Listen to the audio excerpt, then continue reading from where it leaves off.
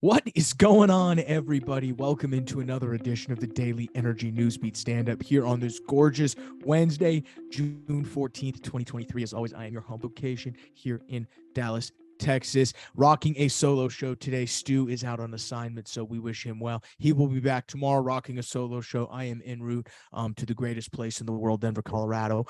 We'll be attempting to go downtown and party. Congrats to the Denver Nuggets, first off. I'd be remiss to say our first championship ever as an organization. I'm a local Denver guy. It's been a great, really like 6-7 years for us, even going back to 2015 when we won the Super Bowl with Peyton Manning, going back to 2013, those Super Bowls. And then we've got the Avs obviously winning last year, and then the Nuggets winning this year. It's been pretty awesome to see all the success. Prime time coming to see you. So great time in Colorado sports. So I'm fired up. I will be back there Thursday, Friday, Saturday, be back Sunday so that I will be in the seat ready to deliver you guys the news. Stu will take care of you tomorrow. So you can suffer through one of his solo shows, much like you're about to suffer through this. I'm going to keep it pretty short today. We officially passed the debt ceiling deal up in Washington. So I think it's, again, one more helpful time to kind of look back and say, okay, what was in it? What's not in it? What do we think the situation moving forward is, specifically for oil and gas producers? Stu's got a nice article that we'll cover. And then next thing we'll do is come back here to the state of Texas. They had a really interesting decision. Title of the article is Fossil Fuels Got a Boost from Lawmakers Aiming to Fix Texas Grid while renewables energy escaped stricter regulations. They went ahead and had a huge Senate debate. Multiple bills either got passed or failed, and we'll see who came out on top. Great article that covers that. I'll pop over and cover a little bit about what happened on oil prices today. We're all the way up to $69. Yeah, hey, whoo. And then that's really it. We did see the API drop their estimates for the EIA numbers, so I'll cover all that and a bag of chips in my segment. But first, guys, as always, check us out. World's greatest website, www.energynewsbeat.com. Both these articles that I'm about to cover are courtesy of that website. Stu does a great job of maintaining that and making sure it's up to date with all of your top line energy news.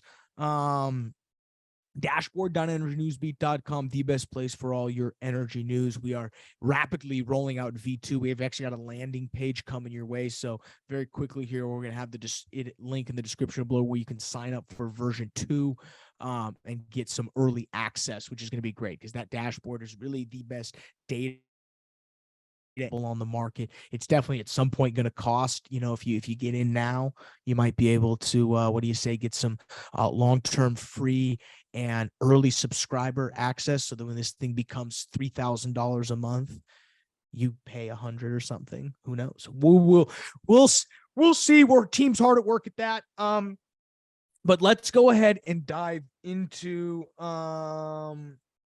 today's show. I think the best place to start really is with this debt deal. We saw that get officially passed yesterday.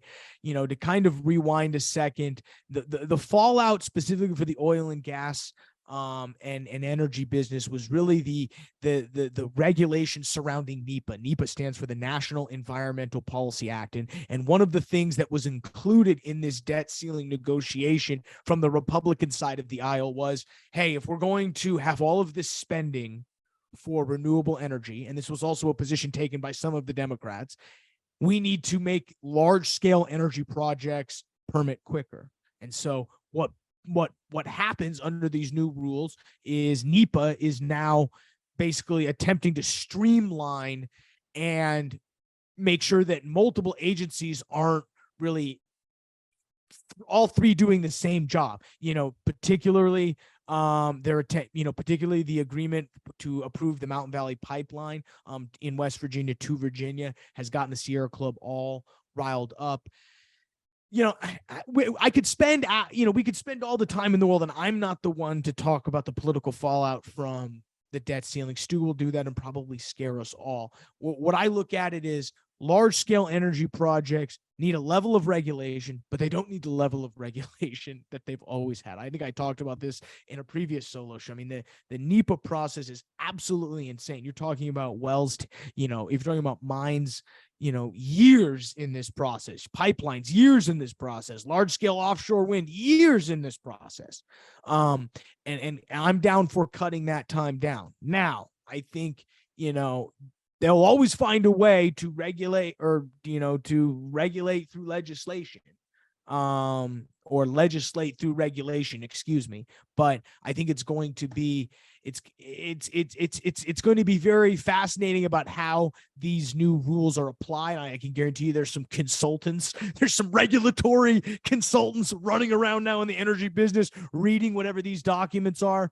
Again, when your companies like in your clubs like Sierra Club and the Center for Biological Diversity come out and are against it, I mean, that tells you all you need to know about where the rules are taken. This is going to apply not just for large-scale energy projects like pipelines, but it's probably going to help get oil and gas fields developed, no doubt. So I think all in all, if you're in the oil and gas business where I am, this is going to be helpful. I think if you're in the midstream business, it's going to be helpful. I think if you're in the mining and metals business, this is going to be helpful. I think if the renewables business, it's going to help you. Again, they want slow regulations. It's clear. You read this article. I didn't even mention the title of the article. Texas producers hope debt limit puts oil and gas projects on the fast track. See, that's how bad I am when I'm doing these solo shows. I didn't even get to the article title at the end. But I say all that to say the debt deal, I think is good for oil and gas. It's good for energy, all types of energy. I'm all about streamlining regulations and go from there. Texas, at the same time of this little national battle going on with the debt ceiling, Texas, within its own borders, was having sort of a battle. Obviously, there's this stuff going on with the attorney general. We're not going to dive into all of that. But really, it was a slew of Senate bills, which were attempting to do a lot of different stuff. So first off, you had a slew of things. You had Senate Bill 258. You had Senate Bill 1017. You had Senate Bill 1860.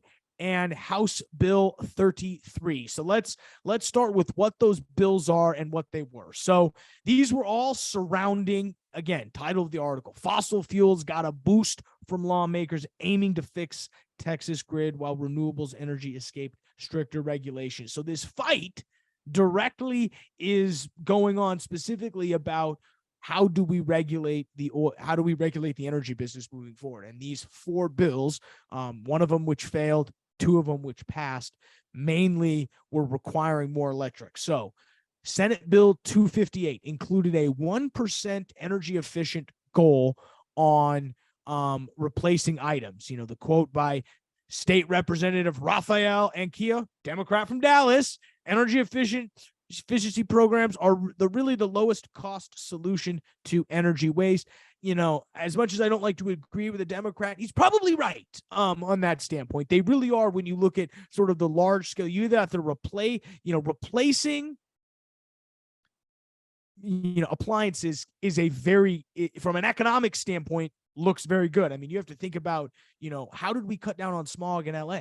Well, we put catalytic converters on. We completely rechanged tailpipe designs, and in 10 years, well, we got rid of it all. So I think when you talk about what are ways to cut energy, to cut emissions, I'm all for upgrading and going to more efficient appliances. You're not going to see any faults there. I do, again, think the real question is who's going to pay for that? If you're going to push out all of these, higher cost items onto folks, who's going to pay for that? Everyone's got to go buy a new fridge, but time to get in the fridge business. Here's what did pass, though. We've got Senate Bill 1080 blocks cities from adopting ordinances that prohibit engines based on their fuel sources starting September 1st. We've got another bill, 1860, targeting a, quote, proposed climate charter in El Paso, quote unquote, Proposition K, which El Paso residents voted down early in May, would have amended the city's charter to create aggressive renewable energy goals and make controlling carbon emissions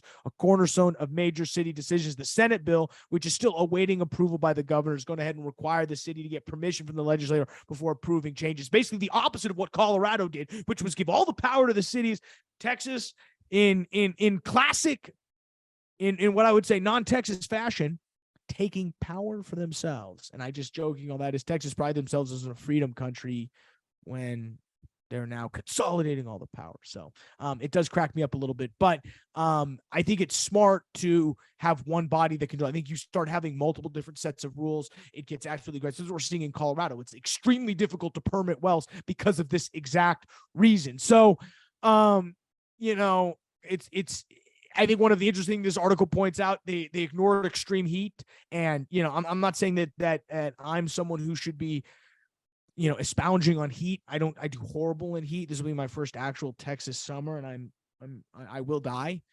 So yeah, I think there should have been something in here to specifically make me cooler. But this article does go to point out that we did ignore extreme heat. But again, you see where the tides are turning on all of this stuff.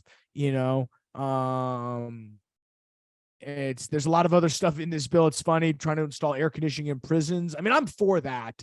I don't think we should be like smoking prisoners out of jail cells just because there's no air conditioning. So maybe figure out a way to allocate some money there. But there's some interesting things in there. We did see a lot of environmental justice proposals, guys. So big day in the Texas Senate and House. A lot of these bills are going to Governor Abbott to sign. But again, the themes seem to be people are getting to the point of regulations are rolling back. Let's quickly go over and cover what's going on in the oil and gas markets. We did see prices rise about 3-4 percentage points currently. Time stands about 5:45 here on the 13th. And, we've got oil trading 69.14. And really, if you go to Reuters, they're going to tell you that, China cut rates. So, if they're now going to need to start doing quantitative easing in their markets, it's only going to, continue to flow the cheap goods. So it's pretty interesting. We can thank Xi Jinping for today's news, today's oil's price bump. We did see about a 1.4 million barrel build from the crude oil, or an estimated crude oil reserve rise. EIA will confirm that number tomorrow. API dropped their estimate today. So, even on the back of that, again, the financial markets are driving where crude oil goes. China cutting their overall interest rates, which, hey, they're doing the same thing we're doing. So at least we're all going down the same spiral circle. But I'm going to let you guys get out of here. Appreciate you guys sticking with us. Please check us out. World's greatest website, www.energynewsbeat.com. For Stuart Turley, I'm Michael Tanner. We'll see you tomorrow, folks.